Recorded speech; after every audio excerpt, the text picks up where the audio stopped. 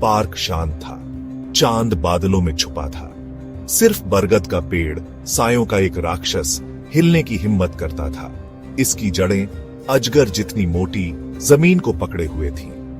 टेढ़ी मेढ़ी शाखाएं कंकाल की उंगलियों की तरह फैली हुई थीं। ये कोई आम पेड़ नहीं था, ये राजों का रखवाला था, उस अंधेरे का खामोश गवाह जो गांव से चिपका हुआ था। गांव वाले इसके बारे में धीमी आवाज में बात करते थे। बरगद का पेड़, भूतियां वे कहते थे। रात हुई, हवा पत्तों से सरसराई। एक धीमी गमगीन आह पार्क में गूंज उठी। या वो बस हवा थी, डर ठंडा और तेज सन्नाटे को चीरता हुआ। बरगद का पेड़ देखता रहा, इंतजार करता रहा। बुजुर्ग सुरेश अपनी खिड़की के पास बैठे थे। उनकी उम्र दराज आंखें बरगद के पेड़ को घूर रही थीं। उन्होंने सब कुछ देखा था, बच्चों की हंसी, प्रेमियों का आनंद और वो निराशा जो पेड़ से कफन की तरह चिपकी हुई थी। ये बहुत साल पहले हुआ था। उन्होंने अपनी कर्कश आवाज में शुरू किया। एक जवान औरत, राधा, को प्यार हो गया, लेकिन उसका प्यार मना था। एक रात वो अपने प्रेमी से बरगद के पेड़ के नीचे मिली। उनकी गुप्त मुलाकात त्रासदी में खत्म हुई। वे पकड़े गए, सुरेश फुसफुसाए, उसके प्रेमी को निकाल दिया गया। राधा टूटे हुए दिल से उसी पेड़ की डालियों के नीचे अपनी जान दे दी। सुरेश ने दूर देखा, उनका चेहरा दुख से भरा हुआ था। कहते हैं उसकी आत्मा कभी नहीं गई, बरगद के पेड़ के नीचे फंसी, हमेशा अपने खोए हुए प्यार को ढूंढती रही। गांव वालों को कहानियां पता थीं।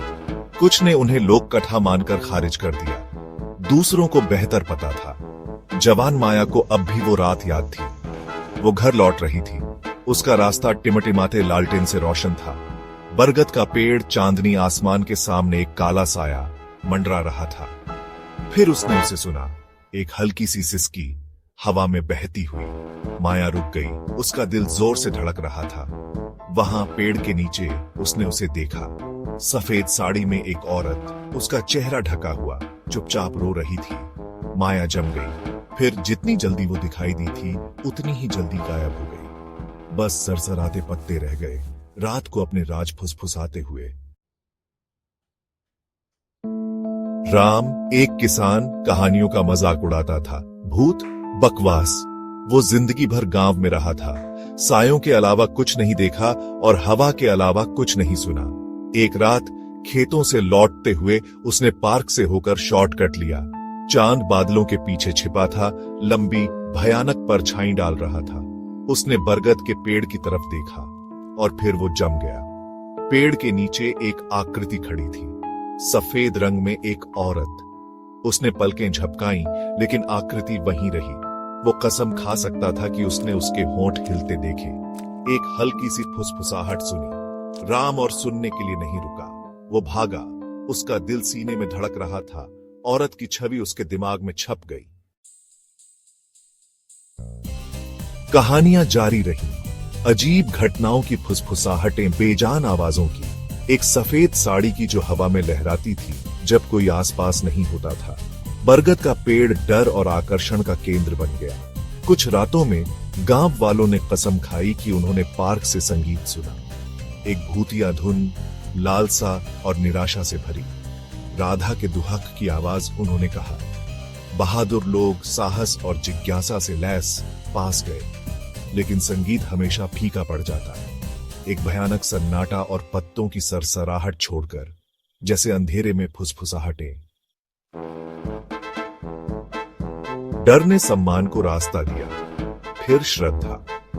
गांव वालों ने, चाहे वे कहानियों पर विश्वास करते हो या नहीं, उन्हें खुश करने का फैसला किया। वे बरगद के पेड़ के नीचे प्रसाद छोड़ने लगे, फूल, अगरबत्ती और कभी कभी एक छोटा सा मिट्टी का दीपक अंधेरे में टिमटिमाता हुआ। शांति के लिए एक मौन प्रार्थना, पेड़ के प्राचीन आलिंगन में रहने वाली बेचैन आत्मा को शांत करने का एक तरीका। हर साल राधा की पुण्यतिथि पर गांव की औरतें इकट्ठा होती थीं। वे शोक गीत गाती थीं, उनकी आवाजें सरसराते पत्तों के साथ मिल जाती थीं। एक आत्मा के लिए सहानुभूति का कोरस जो अधर में फंसी हुई थी। तूफान आया, हवा और बारिश का एक उग्र नृत्य। बिजली ने आसमान को चीर दिया, गांव को एक अंधी चमक में रोशन कर दिया। गरज ने जमीन को हिला दिया, स्वर्ग में उथल पुथल की गूंज। और फिर गांव वालों ने उसे देखा। बिजली का एक बोल्ट बाकियों से ज्यादा चमकीला बरगद के पेड़ से टकराया। इस टक्कर ने उनके घरों की नींव हिला दी। जब तूफान थमा तो गांव वाले पार्क की ओर दौड़े। बरगद का पेड़, उनका खामोश रक्षक, उनके डर और श्रद्धा का स्रोत, अछूता खड़ा था। एक भी पत्ता अपनी जगह से नहीं हिला था। जिंदगी वापस सामान्य हो गई, या उतनी ही सामान्य जितनी एक ऐसे गांव में हो सकती है जो एक भूतिया माने जाने वाले बरगद के पेड़ की निगरानी में रहता है। लेकिन चीजें अलग थीं। कहानियां बंद हो गईं, संगीत बंद हो गया, यहां तक कि प्रसाद जो कभी घबराहट के साथ छोड़ा जाता था, अब शांति की भावना के साथ रखा जाता था। क्या राधा आखिरकार शांत हो गई थी? फिर भी कभी कभी जब चांद नीचा लटका होता था और हवा पत्तों से सरसराती थी, तो गांव वाले एक उपस्थिति को महसूस करने से खुद को नहीं रोक पाते थे। गर्मी के बीच एक ठंडा स्थान, सफेद रंग की एक झलक, हवा में बहती एक आह। बरगद का पेड़ खड़ा रहा, एक खामोश प्रहरी जो अपने राजों की रक्षा कर रहा था। क्या यह सचमुच एक टूटे हुए दिल वाली औरत की आत्मा से प्रेतबाधित था, या कहानियां सिर्फ एक अति सक्रिय कल्पना की उपज थीं, जो डर और लोक कथाओं से प्रेरित थीं? जवाब पत्तों की फुसफुसाहट की तरह मायावी बना रहा। एक रहस्य जिसने गांव को मोहित और प्रेतबाधित करना जारी रखा, हकीकत और भ्रम के बीच की रेखाओं को धुंधला कर दिया। सभी को आश्चर्यचकित करते हुए बरगद के पेड़ की भयानक कहानी के पीछे का सच क्या था?